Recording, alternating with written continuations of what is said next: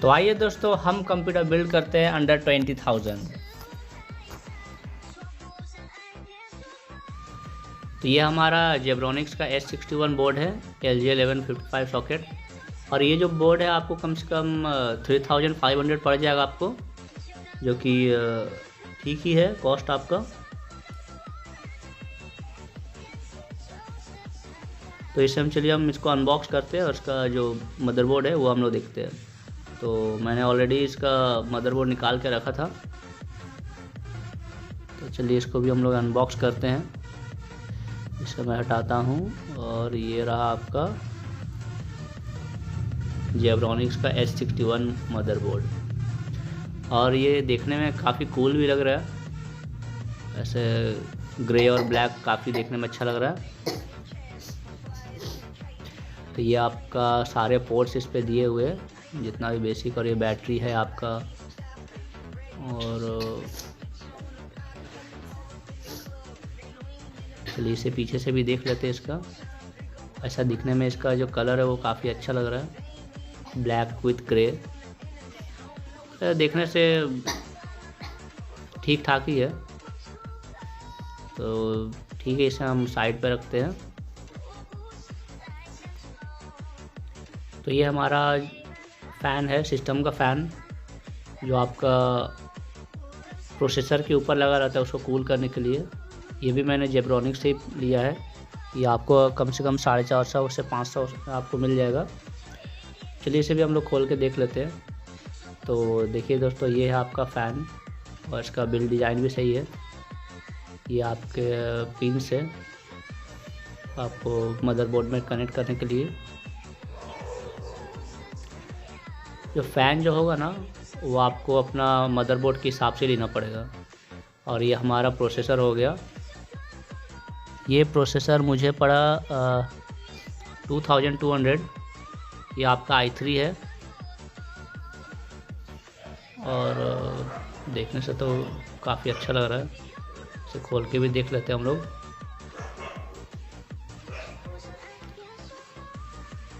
इसको थोड़ा सा ध्यान से हैंडल कीजिएगा, क्योंकि इस पे इतने छोटे छोटे कंपोनेंट्स रहते हैं ना कि आप हल्का से भी आप अगर हाथ भी लग जाता है तो वो उखड़ सकते हैं। तो इसको काफ़ी ध्यान से आप हैंडल कीजिएगा।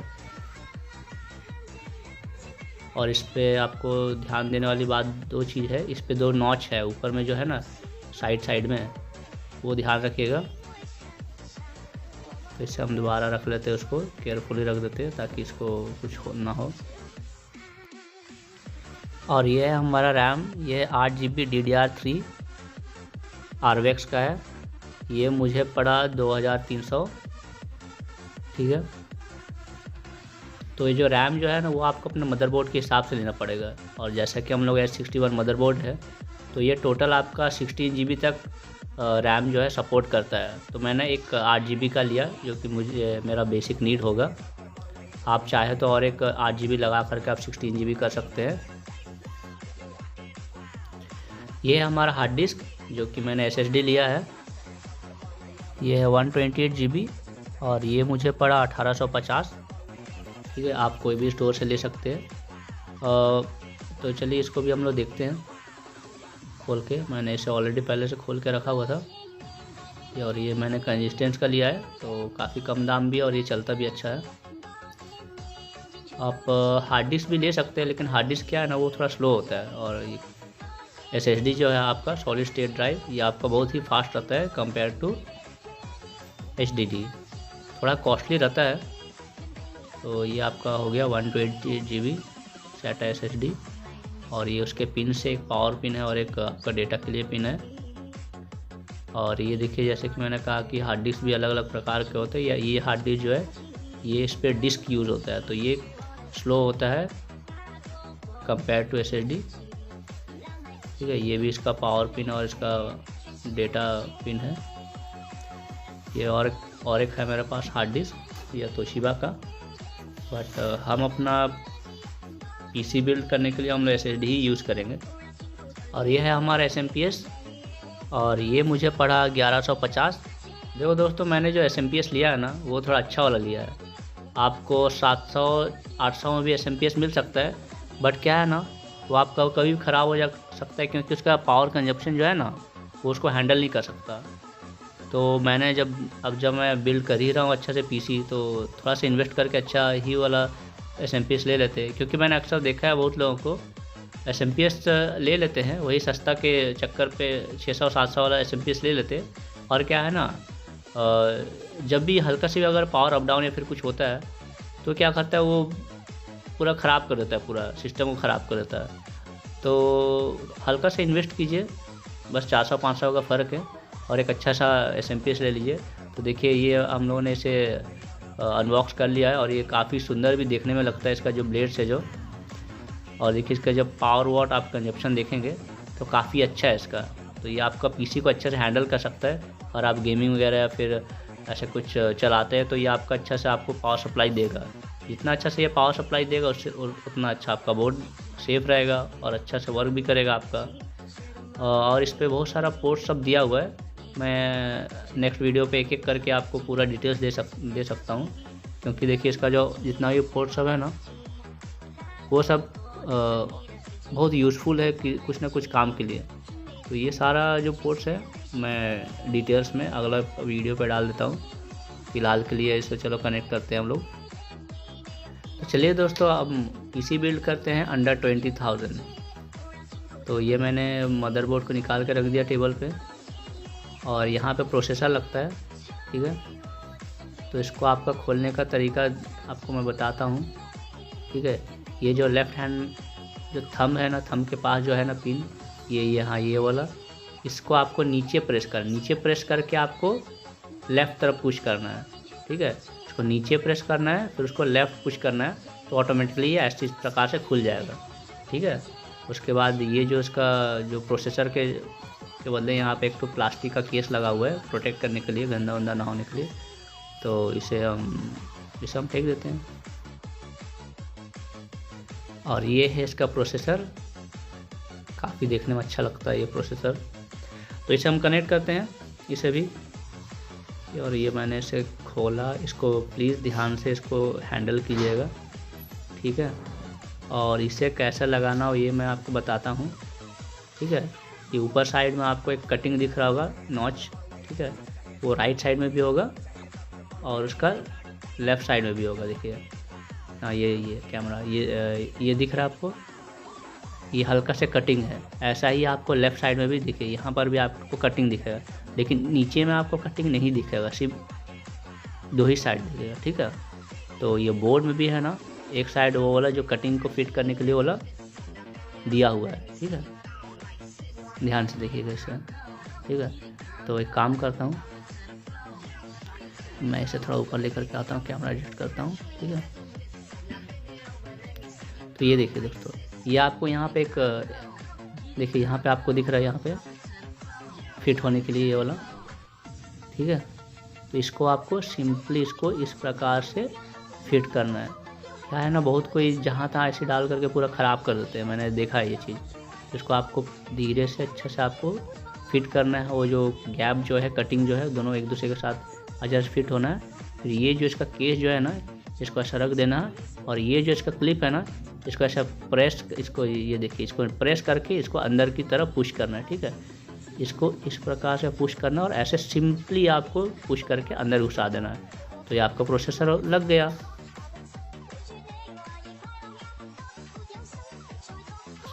तो अब हम इसमें लगाते हैं रैम, जो कि हम लोग जो सिंगल रैम है जो 8 GB का है, उसे हम लगाते हैं। तो इसका आपको डिज़ाइन आपको देखना पड़ेगा, एक साइड के जो पिन्स है ना वो कम होते हैं, और एक साइड जो आपका पिन्स है ना वो ज़्यादा होते हैं, ठीक है। मैं ज़्यादा टेक्निकल टर्म्स में यूज़ नहीं कर रहा हूँ ताकि आपको ईजी हो समझने में। इस साइड आपको कम पिन्स दिख रहे हैं, ठीक है, और इस साइड आपको जैसे आप हाथ से गैपिंग बनाते हैं तो इस साइड आपको ज़्यादा पिन्स को नजर आएंगे, ठीक है। तो ऐसे ही आपको रैम स्लॉट्स जो है ना, 2 स्लॉट्स दिया गया है DDR3 बोर्ड पे, ठीक है। देखिए यहाँ से देखिए स्लॉट्स, ठीक है। तो आपको ध्यान से देखना है कि ये फिट हो रहा है या नहीं हो रहा है, ठीक है। तो कहीं उल्टा आप लगा देंगे तो क्या है कि आपका मदरबोर्ड भी ख़राब हो जाएगा, रैम भी ख़राब हो जाएगा, आप उसको ज़बरदस्ती पुश करेंगे तो, ठीक है। तो ये हम लोग इसका लॉक जो है हल्का से पुश करके इधर इस तरह दोनों अपोजिट साइड में खोल देना है, ठीक है। फिर रैम को सिंपली जो जिस प्रकार से वो फिट हो रहा है ना, उसको आपको जस्ट पुश कर देना है, ठीक है। दोनों साइड पुश कर दीजिए, कोई दिक्कत नहीं। जैसे आप जोर से पुश करेंगे देखिए ये अपने से लॉक हो जाता है, और इस साइड भी वैसे पुश करेंगे ये अपने से लॉक हो गया, ठीक है। तो मैं इसे दोनों को ही बंद कर देता हूँ। ये हो गया हमारा रैम फिक्स हो गया। आप चाहते हैं तो और एक रैम भी लगा सकते हैं। अब हम लगाने जा रहे हैं इस पर अपना CPU फ़ैन, जो कि आपके प्रोसेसर के ऊपर लगता है, ठीक है। इस पर देखिएगा आजकल का जैसे डिज़ाइन आता है, पहले क्या होता था कि पहले आपको नट बोल्ट्स या फिर स्क्रूज से आपको पहले फिक्स करना पड़ता था, बट आजकल ये डायरेक्ट पुश करने वाला आपका जो कनेक्टर है ऐसा वाला आता है। तो ये इस प्रकार से घुमा करके इसको पुश करते हैं, जो इसका जैसे भी डिज़ाइन है आपका, ठीक है। तो ऐसे ही चारों साइड इसी प्रकार से दिया हुआ है, ठीक है। ये जब आप पुश करते हैं तो ये वाला जो है ना आपका ऐसे करके लॉक होता है, ऐसे निकलता है और उस साइड से आपका लॉक हो जाता है, ठीक है ना। तो ये फ़ैन को चलिए अब हम लोग लगाते हैं इसके ऊपर। देखिए इसका जो कनेक्टर है ना वो आपको देखना पड़ेगा, ठीक है। इसका तो कनेक्टर इसका यहाँ आप मदरबोर्ड पे देखेंगे तो ये कनेक्टर है ना उसके बगल पे आपको लिखा रहेगा CPU फ़ैन, ठीक है। तो आपको दिखाता हूँ मैं सामने से इसको। देखिए यहाँ पे लिखा हुआ है CPU फ़ैन, ठीक है। तो आपको देखना है इस कनेक्टर को देखना है, ठीक है। इस साइड पिन है, ठीक है। तो इसको आपको इस प्रकार कनेक्ट करना है कि ये जो आपका जो केबल जो है ना इसका जो वायर है ये आपका ज़्यादा दूर ना हो। देखिए आप इसको अगर ऐसा लगाते तो ये स्ट्रेच हो जाएगा, जिसके चलते पहुँचेगा नहीं। इस प्रकार से लगाएंगे तो भी नहीं पहुँचेगा, ठीक है। तो देखिए इसको ऐसा रखेंगे तो इसका जो केबल है ना वो जस्ट सामने पे आएगा। यहाँ पे एक लिक्विड भी लगाते हैं, बट अभी हम क्या करते हैं इससे नहीं लगाते हैं क्योंकि वो मेरे पास है नहीं। तो इसको हम लोग सिंपली ऐसे ही लगाते हैं, नहीं तो अगर लिक्विड होता है तो उसको लगाते हैं तो क्या होता है ना उससे कॉन्टैक्ट जो आपका रहता है काफ़ी अच्छा रहता है, जिसके चलते आपको जो भी आपका CPU में जो हीट जो प्रोड्यूस होता है ना वो फ़ैन उसको अब्जॉर्ब करके उसको कूल करता है, ठीक है। तो चलिए इसको हम लोग लगाते हैं। देखिए यहाँ पे आपको होल्स दिखाई दे रहे होंगे, तो उसको जस्ट उसी के ऊपर डालना है, चारों होल्स के ऊपर आपको इसको रखना है और आपको सिंपली इसको इस प्रकार से प्रेस करना है, ठीक है। प्रेस करके हो सके तो हल्का से ट्विस्ट करना पड़ेगा आपको, ठीक है, ऐसे करके। तो ये आपका लग जाएगा, ठीक है। देखिए ये वाला ऐसे खुलता है और इसको ऐसे प्रेस करेंगे तो ये लॉक हो जाता है, ठीक है। हल्का से कभी कभी घुमाना पड़ता है, ठीक है। देखिए पीछे साइड भी आप उसको देख सकते हैं आराम से। तो ऐसे ही इसको अगर आप प्रेस करते हैं तो ये लॉक हो जाता है। आपको ध्यान रखना है ये लॉक हो रहा है कि नहीं। देखिए बैक साइड भी आपको देखिएगा ये लॉक हुआ कि नहीं। देखिए इसको भी आप देखिए ऐसे खोलेंगे तो यह क्या है कि खुल जाएगा, और इसको आप जैसे आप इस साइड से आप प्रेस करेंगे ना वो उस साइड से ऐसा लॉक हो जाता है, ठीक है। तो ऐसे ही चारों जो भी बोल्ट्स है तो उनको ऐसे प्रेस करके आपको लॉक करना है, और आपको ध्यान रखना है कि यहाँ लॉक हुआ है कि नहीं, ठीक है। हो सके तो हल्का सा इस प्रकार से आपको टर्न करना है लॉक करने के लिए, ठीक है। तो ये हमारा अच्छा से फिक्स हो गया है। देखिए ये काफ़ी सही लग रहा है। तो ये हमारा CPU फ़ैन जो है सिस्टम का वो हमारा लग गया, तो इसे हम ऐसे करके अच्छे से रखते हैं और नेक्स्ट हम लोग लगाने का देखते हैं। अब इसका जो पिन है ना ये आपको देखना पड़ेगा। एक तरफ जो है ना वो आपका कुछ ऐसा स्क्वायर टाइप का बना हुआ है। ऐसे सामने से दिखाता हूँ, ठीक है। ये देखिए ये पिन है ना, देखिए एक तरफ जो है ना ये लॉक होने के लिए इस प्रकार से दिया है, तो आप उसको ध्यान से आपको देखना है कि वो फिट किस तरफ से हो रहा है, फिर ऐसे करके आपको पुश कर देना है इसको, ठीक है। तो सिंपल है ये, आप सामने से देखेंगे तो आपको समझ में आ जाएगा। तो चलिए अब हम लगाते हैं इस पर अपना SMPS, ठीक है। तो ये हमारा SMPS है, और मैं नेक्स्ट वीडियो में इसके सारे पिन्स को मैं डिटेल में बताऊंगा, ठीक है। फ़िलहाल तो जो बेसिक जो हम लोग जो सिर्फ जो कनेक्ट करना है उन्हीं चीज़ को पे हम लोग भी फोकस करते हैं, नहीं तो वीडियो बहुत लंबा हो जाएगा, ठीक है। तो ये आपका ATX का पावर सप्लाई पिन है, ठीक है। इसको आपको देखना होगा, ठीक है। ये जो इसका जो क्या बोलते हैं, इसका जो लॉक है ना उसको देखना होगा किस साइड पे है। ठीक है, इसे मैं ऐसे इस प्रकार से टर्न कर देता हूँ। ठीक है, ये देखिए ये हमारा लॉक जो है ना दोनों एक साइड हो गया है। ठीक है, अब ये पिन जो है ना वो पिन ऐसे करके अंदर घुस सकता है। ठीक है, मेल टू फीमेल। ठीक है, इस प्रकार से ये इसको हम लोग से धीरे से घुसाएंगे, उसको सिंपली धीरे धीरे करके प्रेस करके इसको पूरा अंदर तक घुसा देंगे। ठीक है, तो ये इसका हम लोगों ने कर दिया और ये पिन जो है ये भी आपका लॉक हो गया। ठीक है, आपको दोबारा ओपन करना है तो ये पिन को ही दोबारा प्रेस करके आपको धीरे धीरे करके टान के निकालना है। तो ये जो केबल है ना ये आपका जो मदरबोर्ड है उसको आपका पावर सप्लाई करता है। ठीक है, ठीक है, ध्यान से दोनों को देखिए, दोनों का जो एज पॉइंट है ना, हालांकि दोनों 4-4 पिन ही है लेकिन दोनों का एज कट देखिए, ये जो है ना ये स्क्वायर वाला है। ठीक है, ये वाला स्क्वायर वाला है। ठीक है, स्क्वायर वो आपका इस प्रकार से कटा हुआ, ये जो वही वाला सेम डिज़ाइन जो सेम प्लेस पर रखे ना वो अलग तरह से कटिंग होगा, आपका हल्का से राउंड शेप में होगा। ठीक है, तो आपको ध्यान देना है। ठीक है, तो ये जो है आपका सिस्टम फैन के बगल में होगा। ठीक है, ये पिन जो है ना क्या है, आपको प्रोसेसर और कुछ कुछ पार्ट्स को आपको पावर सप्लाई देता है। ठीक है, ये थोड़ा शायद ये आपका 12 वोल्ट्स देता है आपका अलग अलग कंपोनेंट्स के लिए। ठीक है, तो इसका डिज़ाइन को देखते हुए और इसका जो लॉक जो है ना लॉक पैटर्न को देखते हुए आपको उसको ध्यान से आपको कनेक्ट करना है, क्योंकि आप अगर दोनों ही को अगर आप कनेक्ट करने खोजेंगे ना तो फोर्सफुली वो कनेक्ट हो जाता है। ठीक है, लेकिन आपको उसका डिज़ाइन के हिसाब से आपको देखना पड़ेगा। तो मैं नेक्स्ट वीडियो पे ये आपको डीपली मैं बता देता हूँ। ठीक है, तो मैंने इसे कनेक्ट कर दिया है।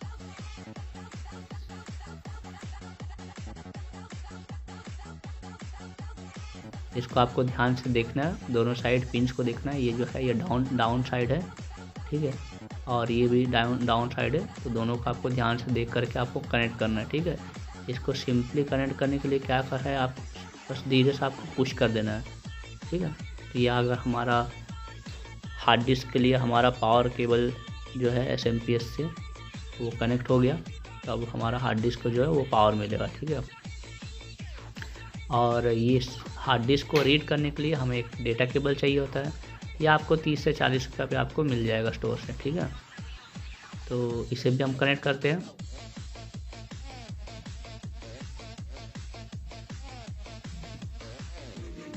ठीक है, सिंपली इसको भी आपको ऐसे करके पुश करना है, इसका कनेक्टर पिन को बस सिंपली ऐसे पुश करना है और ये कनेक्ट हो जाएगा।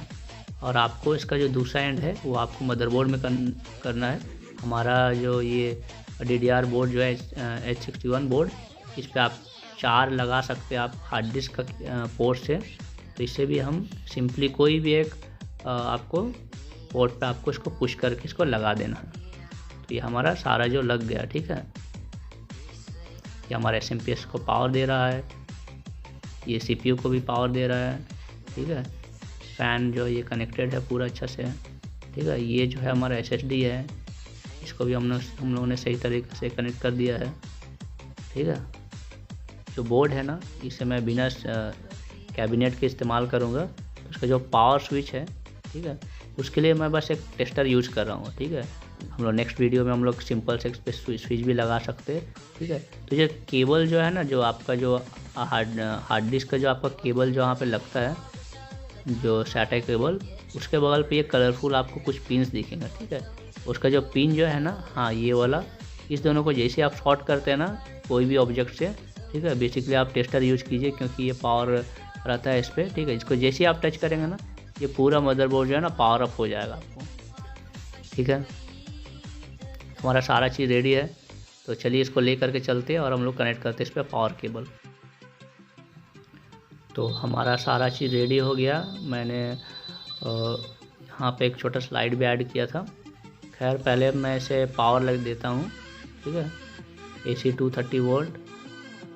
वैसे 1 मिनट इसे मैं ऐसे कर कैमरा इधर रखता हूँ और इस मुख को मैं ऐसे करके कनेक्ट करता हूँ। ठीक है, तो आपको ध्यान देना होगा, आपको कनेक्ट करते समय इसका पिन्स को सही तरीके से आपको कनेक्ट करना है।